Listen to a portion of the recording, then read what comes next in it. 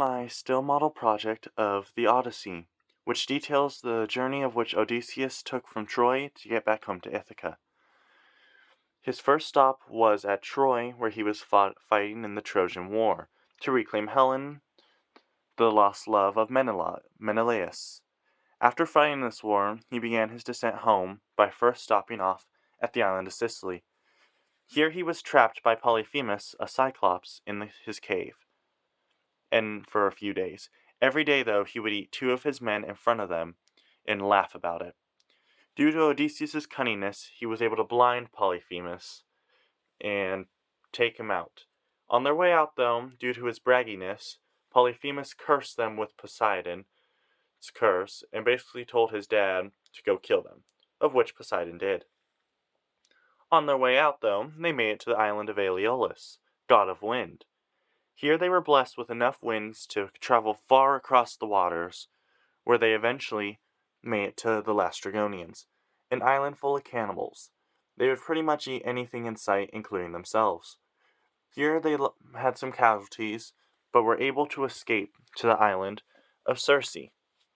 Circe was a goddess who thought all men were evil and would turn them into pigs, but she had to make them do a wrongdoing first, so she tempted them with all sorts of things.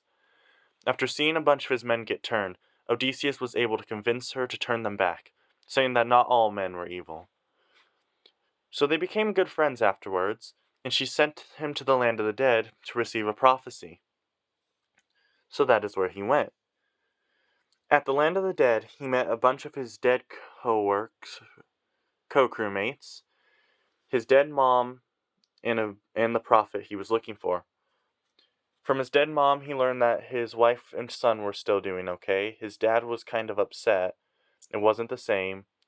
His dead crewmate asked him to go back to Circe's island once they were done with things, so they could bury him properly, for that was all he wanted. After receiving the prophecy that they needed, they headed back to Circe's island to fulfill their crewmates' last wishes. While there, Circe gave them one final prophecy about the sirens about the sirens. The sirens were a group of two who would lure any men who heard their song to their undenying doom. That's how they were able to come up with a plan for the crewmates to block out their ears with wax and to tie Odysseus down to the bane of the pool, for they would only speak to him if they could. They spoke of many things that Odysseus wanted, like pure knowledge of what would happen. But due to their plan, they were able to pass on by with no casualties. Here they made it to the island of Scylla, where with her 6 heads, she snatched Odysseus' 6 best men, the ones he had called friends for this whole journey. In their last words, they could be heard calling out his name in pure agony. This was probably the saddest and most painful part of the journey for Odysseus. Then they were able to get to the island of Thrinacia, home of the sun god's cows. They were told one thing: do not eat the cows, which they were planning on doing, but due to a storm that kept them there for over a month, the crew thought there was no other choice and eventually killed the cows. This made Apollo another one of their enemies. On their way out, they got trapped by a whirlpool through the storms, where most of the men died.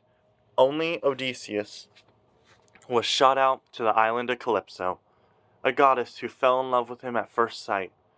She kept him there for 7 years trying to court him, but he just wouldn't accept her. Thanks to the help of Hermes and Athena, he was able to escape to the Phoenicians' island, where after he told them of all the things he had gone through, he begged for a ship.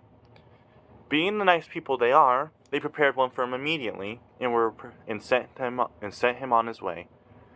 Poseidon, being the reason Odysseus had this much trouble, was obviously not happy with the Phoenicians, and began to cause great turmoil on their whole country, mountains falling upon the cities, and ships turning to rocks.